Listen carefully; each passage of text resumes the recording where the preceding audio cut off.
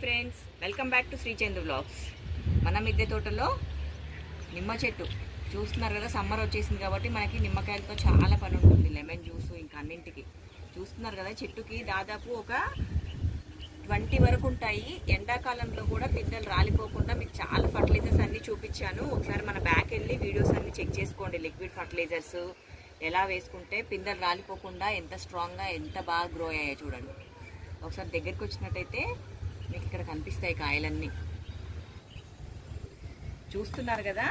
ఈ బాక్స్ వచ్చేసి మనం మ్యాంగో ప్లాంట్ చూసాం కదా మన పాత వీడియోస్లలో. దాన్ని పైన కట్ చేసుకున్న లేయర్ ఇది.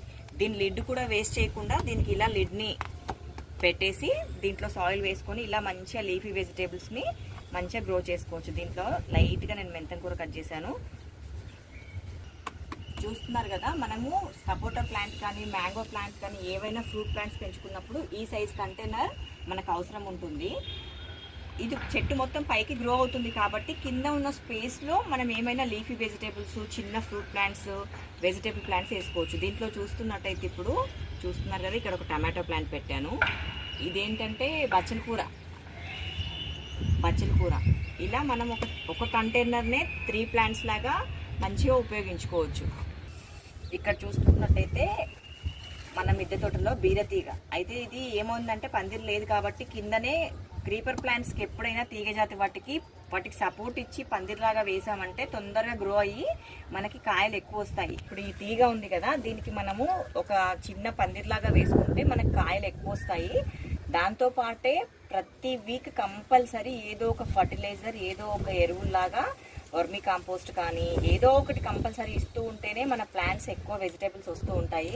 అప్పుడప్పుడు ఇలాంటి కలుపు మొక్కల్ని కూడా చూస్తూ ఎమ్మడే తీసేస్తూ ఉండాలి. ఇక్కడ ఒక 2 కాకర ప్లాంట్స్ వేసాను. అయితే ఇంత పెద్ద గార్డెన్లో స్పేస్ ఇక్కడ పందిరేస్తే నీడ ఉన్నప్పుడు చెట్లు ఎప్పుడైనా గ్రో అవ్వవు.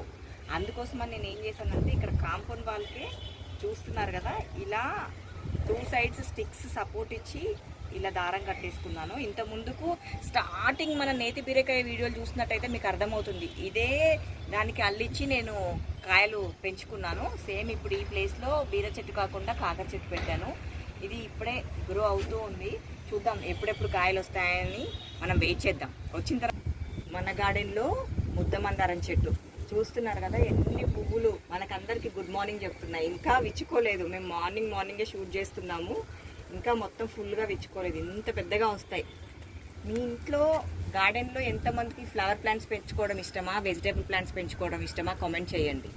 నాకైతే ఫ్లవర్స్ కావాలి, వెజిటేబుల్స్ కావాలి, లీఫీ వెజిటేబుల్స్ కావాలి. ఫ్లవర్స్ ఏంటి అంటే మన గార్డెన్లో వచ్చిన పువ్వుల్ని మన ఇంట్లో పూజకు వాడుకుంటే చాలా హ్యాపీ అనిపిస్తుంది. ఇప్పుడు వచ్చేది సమ్మర్ కదా, నాకు ఎక్కడ పువ్వులు రావు అన్న టెన్షన్ ఉండింది.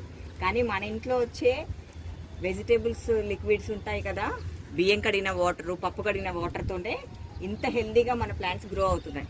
చూడండి మొగ్గలు కనిపిస్తున్నాయా మీకు. ఎంత బుషిగా కావాలి అంటే మన వీడియోస్ని ఫాలో అవ్వండి.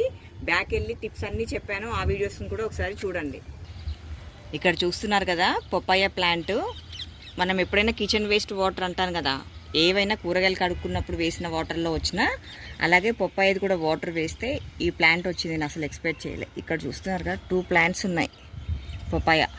అలానే బీర చెట్టు కూడా ఇంత ముందుకు మీకు వీడియోలో చూపించినట్టుగా కాయలు కడిగి పోసిన వాటర్తోనే అలాగే వచ్చాయి. వంకాయ ప్లాంట్స్ కూడా అలానే వస్తాయి. ఇక్కడ చూస్తున్నారా బీర. మరిన్ని గార్డెన్ వీడియోస్ కోసం సబ్స్క్రైబ్ చేసుకోండి, లైక్ చేయండి, షేర్ చేయండి, కామెంట్ చేయండి.